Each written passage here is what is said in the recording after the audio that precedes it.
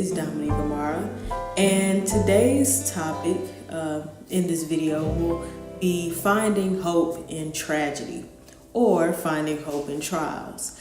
Now, it's been a lot of that going on. Of course, people experience tragedy every single day. There is nothing new. It's been like that for a very long time. But there have been some things that have happened in my life or in my friend's life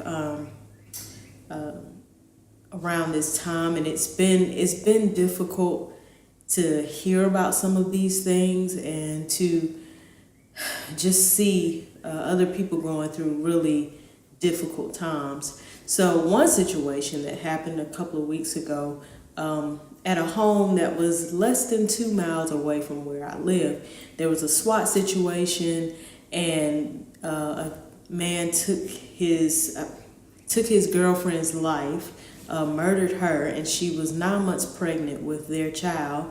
And then he took her 16-year-old son hostage. And so there was this 17-hour standoff.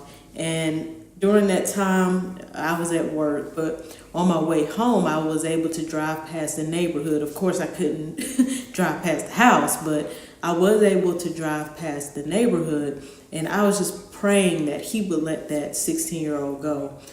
And I woke up in the middle of the night praying because I was checking the news and seeing that this SWAT situation was still going on. So I checked the news multiple times, and unfortunately around 4 a.m. that morning, I read that he had actually killed the 16-year-old and killed himself as well. So it was just this overall tragedy that just really hit this community very hard. And I couldn't stop thinking about it for the next couple of days. And of course I was wondering, well, God, why did you allow that to happen? Of course, that's usually the first question that many of us Christians ask in situations like that. And then that same day, a family friend lost his son suddenly. It was his 2-year-old son. It was just very sudden. And it was just another situation where it's like, why is this happening? And I figured that doing a video talking about tragedy and trials and loss would be something that would be helpful for many people, because we are all experiencing that, and we will, if you haven't experienced it yet, you're going to at some point. That is a guarantee. So we must be prepared in those times and not be caught off guard. Of course, tragedy can be shocking when it just happens suddenly, but despite that, we should be ready when it happens. So I do want to just talk a little bit about suffering and the grace that God extends to us. So one thing I want to mention is that God knows the pain of loss, because he had to endure watching his only son, Jesus Christ, be tortured and killed on the cross. Same thing with Mary, Jesus' mom. She had to see her son be tortured and killed on the cross, and she couldn't do anything about it, because this was something that had to happen. So God had to forsake his son and allow this situation to happen. So can you imagine that? I mean, imagine seeing your child be tortured and be killed. That's very hard. That's heartbreaking. So God knows, he understands that. And with Mary, he extended his grace to Mary so that she could endure it. His grace was sufficient for Mary in that situation. And the same thing, his grace is sufficient for us in our trials and our tragedies as well. So God gives us grace in these situations. The emptier we are, the more grace he gives to us. That's one way that we can look at it. Now, when we say grace, sometimes people think, oh, well, yeah, that's in reference to God saving us. But grace is also something that sustains us as well. And we're going to need it. Life is a journey, and we are going to need his grace sustaining us.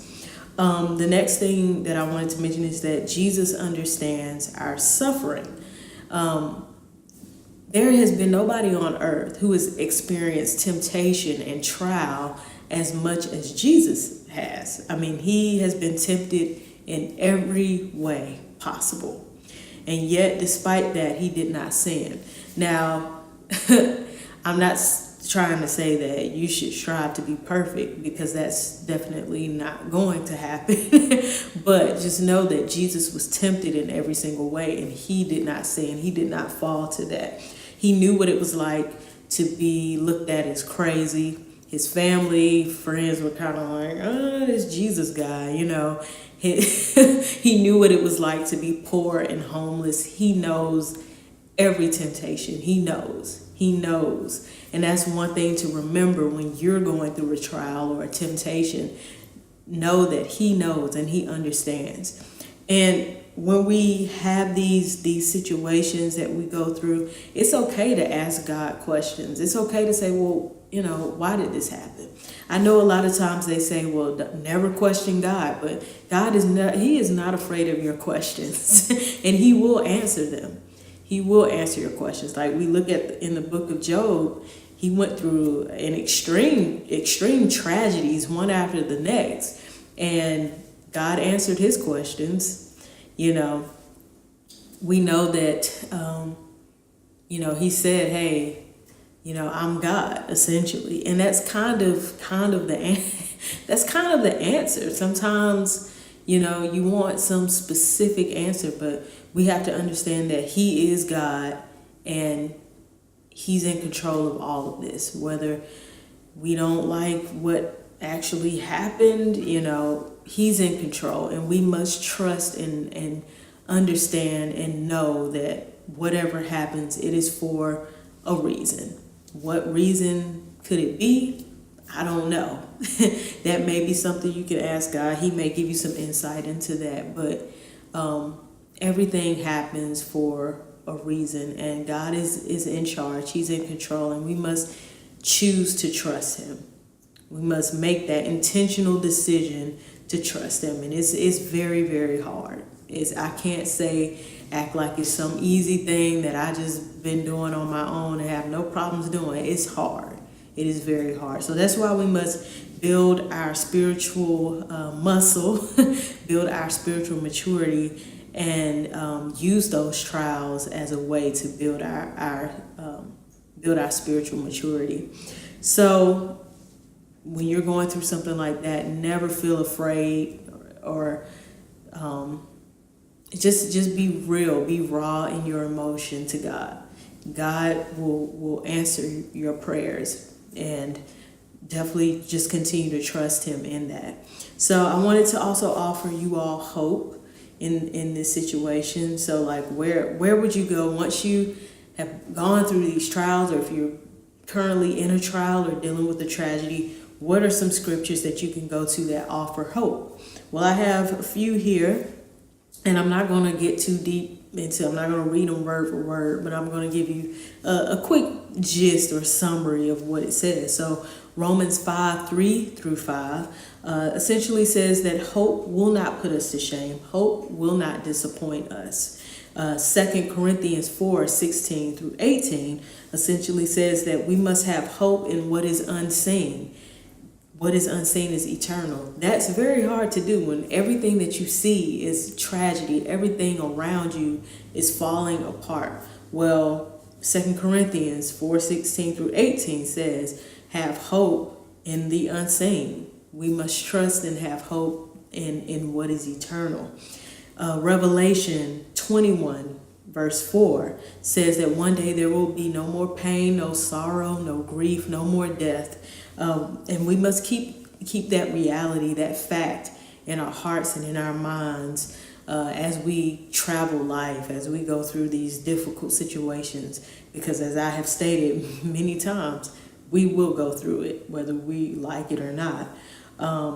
But we must just keep that in our minds, that God will establish a new heaven and a new earth, and there will be no more death, and there will be no more crying. God will wipe all of our tears away, and that is a reason to be excited and looking forward to what is to come.